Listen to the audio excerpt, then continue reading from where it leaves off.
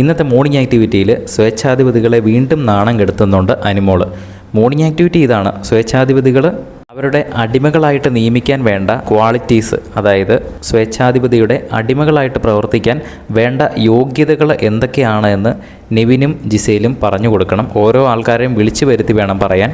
എന്തുകൊണ്ട് അവരെ എടുക്കുന്നില്ല, അല്ലെങ്കിൽ എന്തുകൊണ്ട് അവരെ ഇന്ന ക്വാളിറ്റി ഉള്ളത് കൊണ്ട് അവരെ എടുക്കുന്നു എന്നും അവരവിടെ പറയേണ്ട കാര്യമുണ്ട്. അപ്പോൾ ആദ്യം തന്നെ അവർ അനുമോളെയാണ് വിളിക്കുന്നത്. അനുമോളെ വിളിച്ചിട്ട് പറയുന്നുണ്ട്, അനുമോളെ അടിമയായിട്ട് എടുക്കാൻ ഒരു താല്പര്യവുമില്ല, അതിനൊരു മിനിമം യോഗ്യതയെങ്കിലും വേണം, അത് ഇവക്കില്ല. ക്യാമറയ്ക്ക് വേണ്ടി ജീവിക്കുന്ന ആൾക്കാരെ ഒന്നും എടുക്കാൻ പറ്റത്തൊന്നുമില്ല. ക്യാമറ കണ്ടു കഴിഞ്ഞാൽ അന്നേരം ഓടിച്ചെന്ന് കരയും, പിന്നെ ഡ്രാമ കളിക്കും. ഇങ്ങനെ ക്യാമറയ്ക്ക് വേണ്ടി മാത്രം ജീവിക്കുന്ന ആൾക്കാരെ ഒന്നും എടുക്കാൻ പറ്റത്തില്ല എന്ന് പറയുന്നു. പിന്നെ രണ്ടാമത് വേണ്ട ഒരു ക്വാളിറ്റി എന്ന് പറഞ്ഞാൽ ഗെയിമിനെ ഗെയിമായിട്ട് കാണുന്ന ഒരു മാനസികാവസ്ഥയുള്ളവരെ എടുക്കാൻ പറ്റുള്ളൂ. ഗെയിമിനെ പേഴ്സണലായിട്ടും ഗെയിമായിട്ടും രണ്ടായിട്ടും കണക്കാക്കി മുന്നോട്ട് പോകുന്ന മാനസിക നിലയുള്ള ആൾക്കാരെ ഒന്നും അടിമകളായിട്ടൊന്നും എടുക്കാൻ പറ്റത്തില്ല എന്ന് നെവിൻ തമ്പുരാൻ പറയുന്നു. ഇത് പറയുമ്പോഴൊക്കെ തന്നെ അനുവിനങ്ങ് കയറി ട്രിഗറായിട്ട് അനുവാണെങ്കിൽ തൊട്ടപ്പുറത്ത് ഒരു ക്യാമറ ഉണ്ട്. മോർണിംഗ് ആക്ടിവിറ്റി അവർ സംസാരിച്ചുകൊണ്ടിരിക്കുക. അതിൻ്റെ ഇടയിൽ അപ്പുറത്തെ ക്യാമറയിൽ പോയി മുടി ശരിയാക്കുന്നു, ഡ്രസ്സൊക്കെ ഒന്ന് അഡ്ജസ്റ്റ് ചെയ്തിടുന്നു, മൊത്തത്തിലൊന്ന് മേക്കപ്പ് ചെയ്യുന്ന പോലെ. കാരണം ക്യാമറയ്ക്ക് വേണ്ടിയാണ് ജീവിക്കുന്നത്, ഇപ്പോഴും അങ്ങോട്ടും ഇങ്ങോട്ടും അഭിനയിക്കുകയാണെന്നൊക്കെ പറഞ്ഞല്ലോ. അതുകൊണ്ടാണ് അങ്ങോട്ട് പോയിട്ട് അവരെ ഒന്ന് നാണം കെടുത്താൻ വേണ്ടിയിട്ട് മോർണിംഗ് ആക്ടിവിറ്റിയിൽ ഒന്നും ശ്രദ്ധിക്കാതെ അപ്പുറത്തെ ക്യാമറയിലൊക്കെ പോയി നടക്കുന്നത്. അപ്പോൾ തന്നെ ക്യാപ്റ്റനായ ശരത്ത് അവിടെ ഇടപെടുന്നുണ്ട്.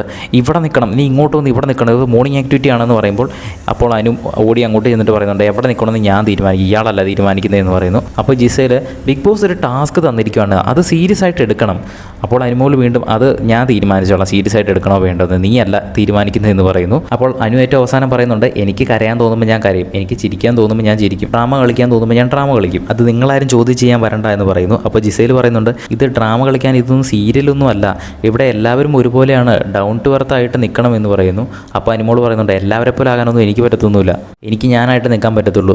അപ്പോൾ ജിസയിലും വീണ്ടും പിന്നെയും കുറേ കാര്യങ്ങൾ പറയുന്നുണ്ട്. എന്തിനാണ് ബിഗ് ബോസിൻ്റെ റൂൾ ബ്രേക്ക് ചെയ്യുന്നതെന്നൊക്കെ ചോദിക്കുമ്പോൾ അനു പറയുന്നുണ്ട്, ഞാനൊരു റൂൾ ഇതുവരെ ബ്രേക്ക് ചെയ്തിട്ടൊന്നുമില്ല. ഇപ്പോൾ ആർക്കെങ്കിലും എന്തെങ്കിലും കുഴപ്പമുണ്ടോ? ബിഗ് ബോസ് ഞാൻ റൂൾ ബ്രേക്ക് ചെയ്യുമെന്ന് പറഞ്ഞോ? ഇല്ലല്ലോ, ബിഗ് ബോസ് ഒന്നും ഇടപെട്ടില്ലല്ലോ, അപ്പോൾ കുഴപ്പമില്ലല്ലോ, അപ്പോൾ നിങ്ങൾ പറഞ്ഞിട്ട് നിങ്ങളുടെ കാര്യം നോക്കി പോകുമെന്ന് അനുമോൾ പറയുന്നുണ്ട്. പിന്നെ അവർ കുറേ അധികം കാര്യങ്ങളും കൂടെ അനുവിനെ ചെറുതായിട്ടൊന്ന് താഴ്ത്തി കിട്ടുന്ന രീതിയിൽ സംസാരിച്ചിട്ട് അനുവിനെ അങ്ങ് പറഞ്ഞു വിടുന്നുണ്ട്. എന്തായാലും ലൈവിൽ ഇപ്പോൾ വീട്ടിലെ എല്ലാവരും തന്നെ അനുവിന് എതിരായിട്ടാണ് ഇപ്പോൾ സംസാരിച്ചുകൊണ്ടിരിക്കുന്നത്.